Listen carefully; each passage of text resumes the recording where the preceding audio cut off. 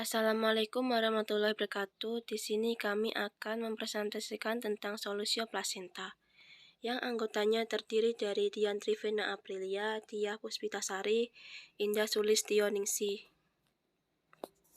Definisi solusio plasenta atau abruption plasenta adalah terlepasnya plasenta dari tempat implantasi normalnya sebelum janin keluar, dan definisi ini hanya berlaku apabila terjadi pada kehamilan di atas 22 minggu atau berat janin di atas 500 gram.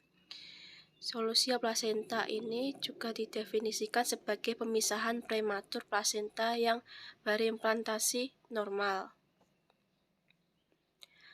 Solusio plasenta menurut derajat pelepasan plasenta terdiri dari solusio plasenta totalis, yaitu plasenta terlepas seluruhnya. Kemudian ada solusio plasenta partalis, yaitu plasenta terlepas dari sebagian. Kemudian ada ruptur sinus marginalis, sebagian pinggir plasenta yang terlepas. Selanjutnya solusio plasenta menurut bentuk perdarahan. Terdiri dari yang pertama solusio plasenta dengan perdarahan keluar. Yang kedua solusio plasenta dengan perdarahan tersembunyi. Yang ketiga solusio plasenta yang perdarahannya masuk ke kantong amnion. Solusio menurut tingkat gejala klinis ringan, yaitu perdarahan kurang dari 100-200 cc. Uterus tidak tegang, belum ada tanda renjatan, janin hidup, pelepasan plasenta kurang 1/6 bagian permukaan. Kadar fibrinogen plasma lebih dari 150 mg. Kalau sedang, perdarahan lebih dari 200 cc. Uterus tegang, terdapat tanda pre-renjatan gawat janin atau janin telah mati. Pelepasan plasenta 1/4-2/3 bagian permukaan. Kadar fibrinogen plasma 120-150 mg. Yang selanjutnya adalah berat uterus tegang dan berkontraksi tetanik, terdapat tanda renjatan, janin mati, pelepasan plasenta besar dari 2/3 bagian atau keseluruhan.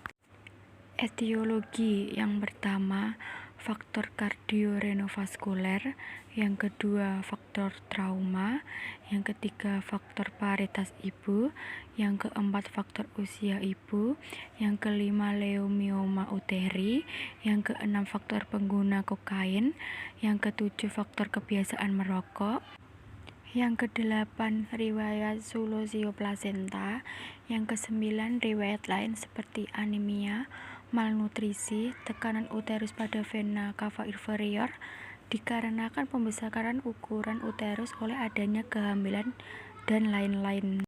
Selanjutnya komplikasi. Yang pertama syok perdarahan, yang kedua gagal ginjal, yang ketiga kelainan pembekuan darah, yang keempat apopleksi uteroplasenta.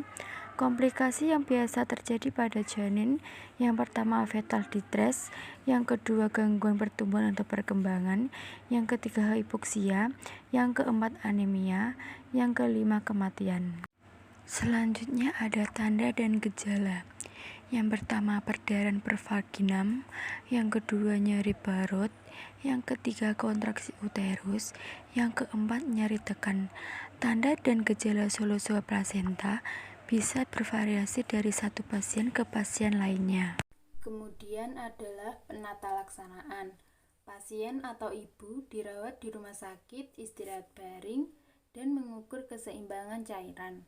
Optimalisasi kondisi umum ibu dengan perbaikan, yaitu memberikan infus dan transfusi darah. Pemeriksaan lab, yaitu HB, hematokrit, COT, kadar fibrinogen plasma, urin lengkap, dan fungsi ginjal.